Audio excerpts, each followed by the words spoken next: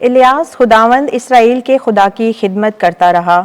آج کی ہماری پہلی تلاوت ملوک کی پہلی کتاب 17 باب 1 تا 6 آیات مقدسہ۔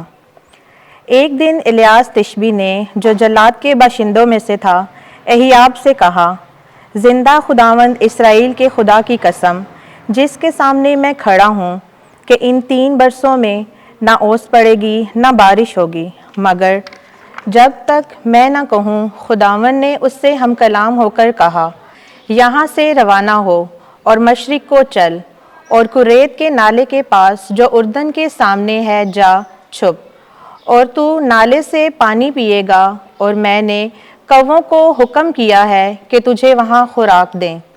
تب وہ روانہ ہوا اور خداوند کے قول کے مطابق کیا اور گیا، اور کریت کے نالے کے پاس ٹھہرا جو اردن کے سامنے ہے، اور صبح کے وقت کوے اس کے لیے روٹی اور گوشت، اور شام کو بھی اس کے لیے روٹی اور گوشت لاتے، اور وہ نالے سے پانی پیتا تھا۔ پاک کلام کے پڑھے اور سنے جانے پر خدا کی برکت ہو۔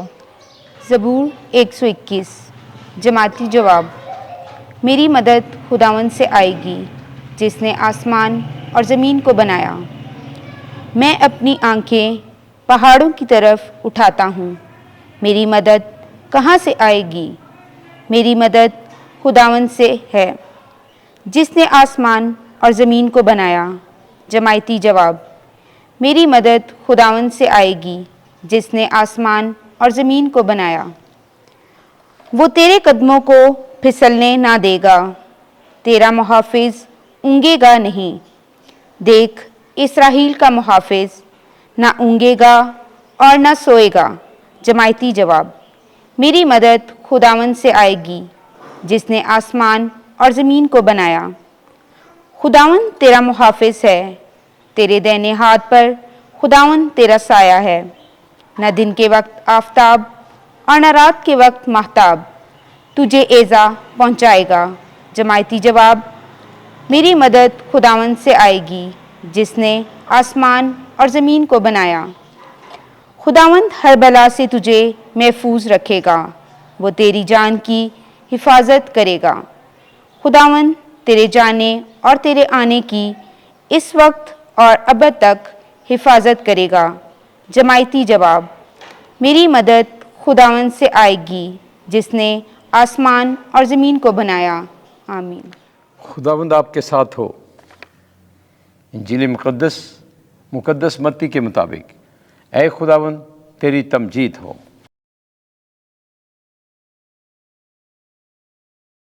پانچواں باب پہلی آیت سے 12ویں آیت تک۔ مبارک ہیں وہ جو روح کے غریب ہیں۔ ایک دن یسوع ہجوم کو دیکھ کر پہاڑ پر چڑھ گیا، اور جب بیٹھ گیا اس کے شاگرد اس کے پاس آئے، اور وہ اپنا منہ کھول کر انہیں سکھانے لگا کہ مبارک ہیں وہ جو روح کے غریب ہیں، کیونکہ آسمان کی بادشاہت انہی کی ہے۔ مبارک ہیں وہ جو حلیم ہیں، کیونکہ وہ زمین کے وارث ہوں گے۔ مبارک ہیں وہ جو غمگین ہیں، کیونکہ وہ تسلی پائیں گے۔ مبارک ہیں وہ جو راستی کے بھوکے اور پیاسے ہیں، کیونکہ وہ آسودہ ہوں گے۔ مبارک ہیں وہ جو رحم دل ہیں، کیونکہ ان پر رحم کیا جائے گا۔ مبارک ہیں وہ جو پاک دل ہیں، کیونکہ وہ خدا کو دیکھیں گے۔ مبارک ہیں وہ جو صلح کراتے ہیں، کیونکہ وہ خدا کے فرزند کہلائیں گے۔ مبارک ہیں وہ جو راستی کے سبب سے ستائے گئے، کیونکہ آسمان کی بادشاہی انہی کی ہے۔ مبارک ہو تم جب میرے سبب سے لوگ تمہیں لعن طعن کریں اور ستائیں، اور ہر طرح کی بری باتیں تمہاری نسبت ناحق کہیں۔